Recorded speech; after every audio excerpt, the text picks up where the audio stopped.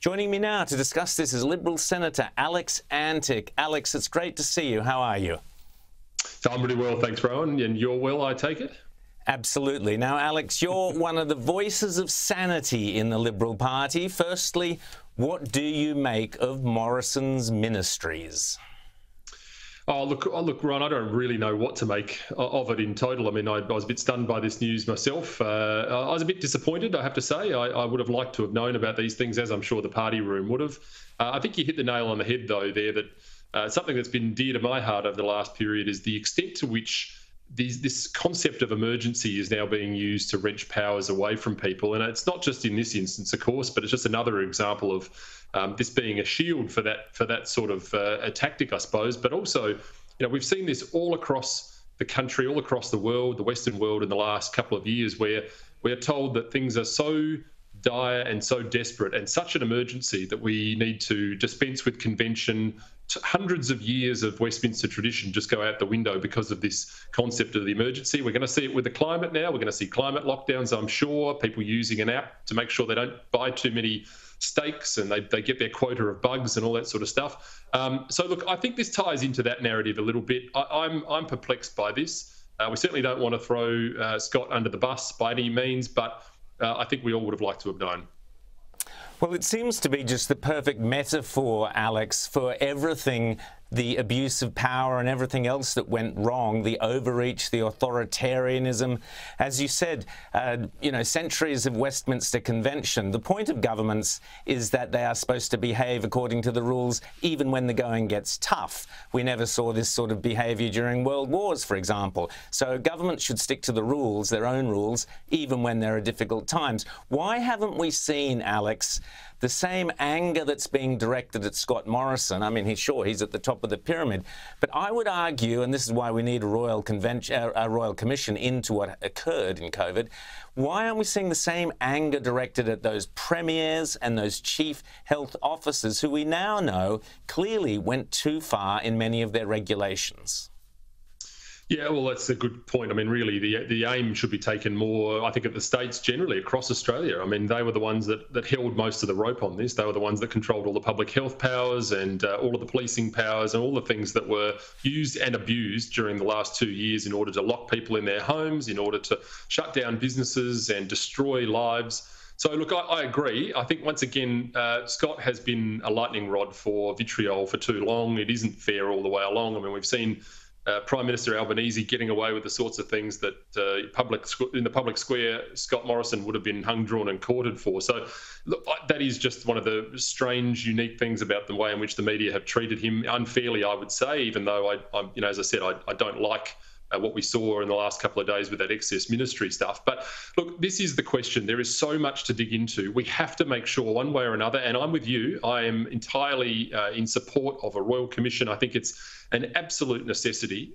We have seen things happen in this country that I never thought I would see happen. People being forced into medical treatments, backflips from chief health officers. Now we're seeing that we're being told now, actually, transmission is not an issue when it comes to vaccination. Yeah, we know that. We were telling you that 12 months ago, by the way. And now all of a sudden people are going to wriggle out of this. Well, no, that's not where I sit. I think we need to have a full, and I hate this expression, so forgive me, deep dive into this ASAP, and a royal commission, a broad-based royal commission, is absolutely the answer. Well, you mentioned the backflip not only of various chief health officers, but the backflip by the Centre for Diseases Control in the US. They were basically the mob who set the template around the Western world for how to behave, lockdowns, masks, etc. They've now backflipped and said, oh, we've now decided that you can treat the unvaccinated exactly the same as the vaccinated. Thereby, the logic of that is that all that demonising we saw from Gladys Berejiklian, Dan Andrews above all, but also many others, people in politics, corporations, demonising the unvaccinated, treating them as dirty and filthy and lepers. All of that was unnecessary. And all the people who lost their jobs, and I've been in touch with many of them who have contacted me, lost their jobs, lost their businesses, lost their livelihoods. Some even have to leave this country simply because the unvaccinated were being demonised. How do we ever repay them? I mean, they don't really care if Morrison was the minister for this, that, or whatever else. He could have been the minister for lollipops. It doesn't matter. The fact of the matter is their lives were destroyed by government overreach, Alex. Yeah, spot on, Rowan. You've taken all of the words right out of my mouth. I mean, it's exactly the point. It's a question here of how much we want government to rule our lives. In the last 2 years, we've seen the ugly end of what that looks like, particularly when you get parliaments all across the country taking big blocks of power and giving it to unelected bureaucrats to do with as they will. We've seen what happens. I mean, we're getting into this sort of illiberal, awful, swamp-like, response to public health, all once again based on the fact that we're looking at an emergency, a health emergency. People have suffered, and look, I mean, I can almost hear the ringing out there. Well, it's only X number of people. It doesn't matter. People have suffered through this period. Corporations need to reinstate people. Public health orders need to drop. We now know that the whole premise was built on a lie, and it's time for people to have that mea culpa moment. It's time for them all to apologise, and it's time for us to find out how we make sure this never happens again. Well, Alex, you were one of the very few in our parliament, and you can hold your head high over the last couple of years, you and a handful of others who fought against and spoke out against this madness. Now, just briefly before we go, you mentioned climate and the climate emergency. We're that far away, I'm sure, from the Labor Party of Chris Bowen and Anthony Albanese declaring some kind of climate emergency as justification for heaven knows what kind of overreach and authoritarianism. Why aren't the Liberals coming out strongly and opposing, for example, 43%, etc., net zero, so on and so forth? Where is the pushback against the climate abuses of power that I'm sure we're going to see?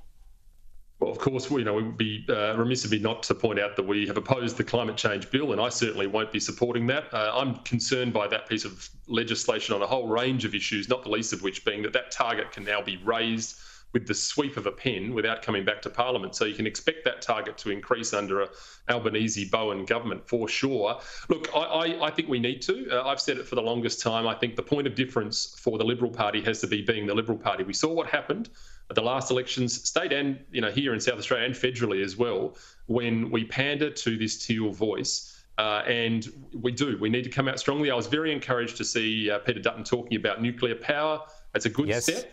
But ultimately, we've got to get sensible. The coral in the reef is growing, Rowan. There is no climate emergency. We've got to say it and say it proud. We've got to win that argument because we've cowtailed on it for too long. Fantastic. Well, Alex Antic, always great to see you and to speak to you, and keep up the fight. So many Australians are 100% behind you, mate. Thanks so much, Senator Alex Antic. Thanks, Ron.